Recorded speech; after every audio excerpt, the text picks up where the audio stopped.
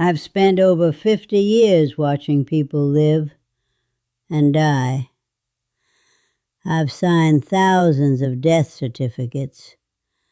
I've held hands in their final hours. I've whispered to families what none of us wanted to hear. And in all that time, one thing became painfully clear.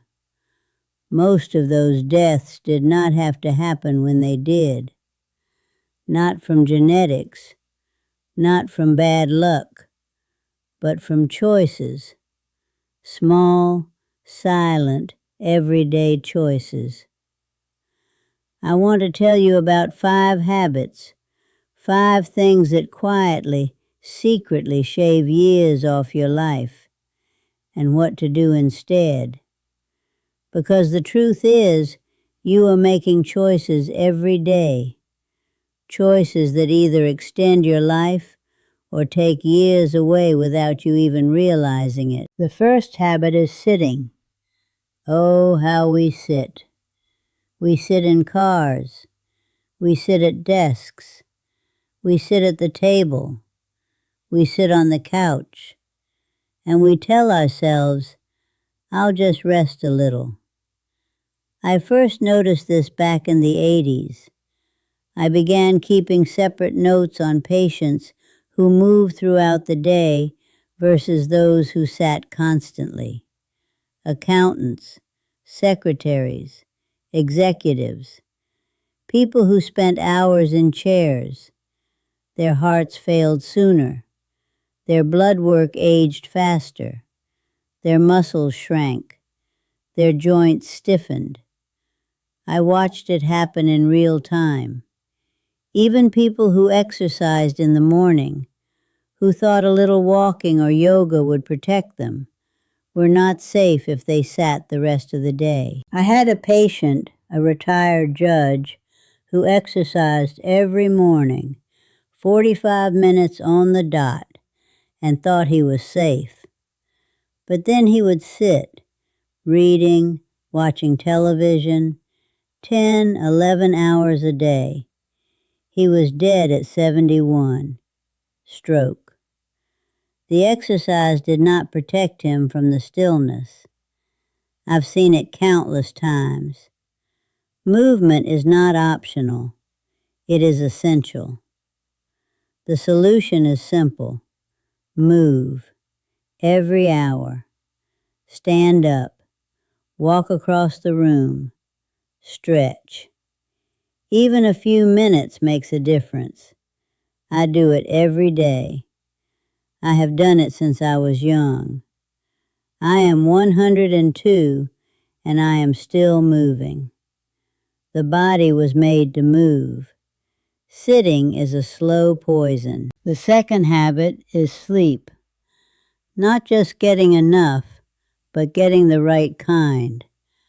I cannot tell you how many patients told me proudly, I only need 5 or 6 hours, as if it were a badge of honor. It is not. Your brain needs 7 to 9 hours to repair itself. During deep sleep, your body flushes out toxins, proteins that cause memory loss, cognitive decline, even disease. I have watched patients who cut their sleep short or woke frequently at night begin to forget things a full decade earlier than those who slept well.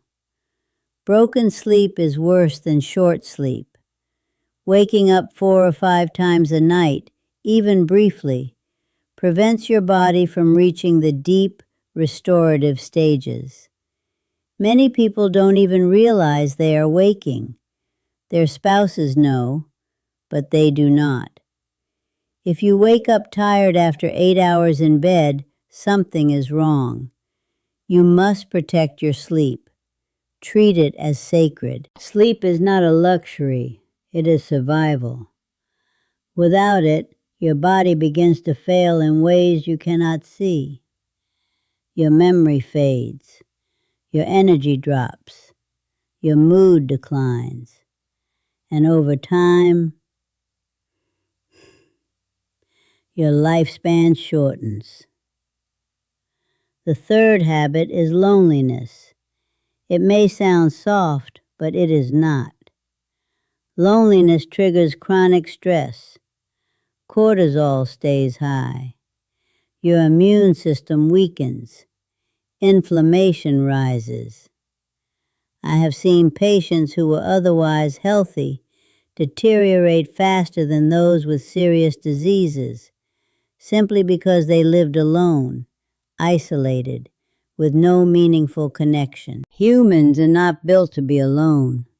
After 60, when friends leave, spouses pass away, or family drifts apart, the risk increases dramatically.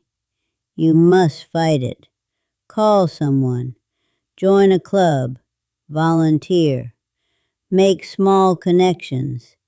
Even brief, genuine conversations, sharing a laugh, listening to another's story, they all count. Connection is not a luxury.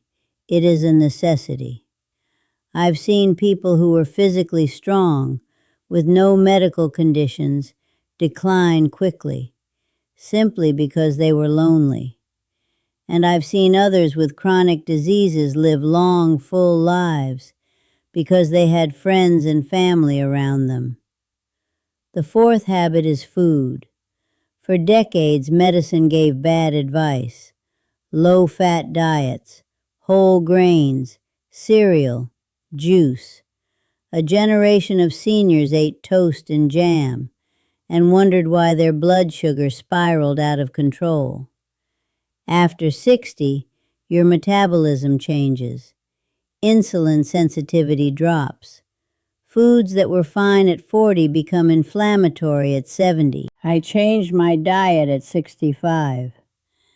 I eliminated most processed carbs. I increased vegetables, protein, and healthy fats. Within months, my inflammation dropped. My energy returned. I felt younger. Most patients, however, did not listen. They trusted the old advice, and many of them are gone now. The solution is simple. Eat for your age. Listen to your body. Focus on nourishment, not habits from the past. Avoid sugary drinks and processed foods. Choose vegetables, healthy fats, and protein. Your body will thank you in ways you cannot imagine. And the fifth habit, the final one that quietly steals years from life, worry. Constant low-level worry. It does not look like a health problem, but it is. It keeps stress hormones elevated. It damages your heart, your immune system, your sleep. I have seen retirees, surrounded by family, financially comfortable, age faster because they spent hours every day worrying about things they could not control. Learning to let go, to focus only on what you can change, is not just good psychology. It is survival. Life is too short to spend it chasing what cannot be tamed. I have spent decades watching people with strong families, money, and comfort crumble under the weight of worry. And I have watched others with far less thrive because they let go of what they could not control and focused on what they could. I want you to hear something from my own life. My husband passed many years ago. I have buried people I love deeply, my children, my friends, my patients. And yet, here I am. I live alone. I cook my own meals. I walk every day. I read. I call my grandchildren. I sleep 7.5 hours every night. I am not special. I am not lucky. I made choices. And those choices, they made me who I am today. You are making choices right now, today. this hour, and those choices matter more than you realize.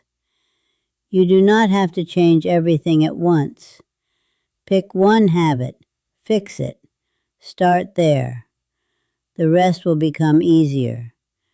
Because the truth I have seen in 50 years, the truth I have witnessed in thousands of deaths, is simple. You do not have to die early.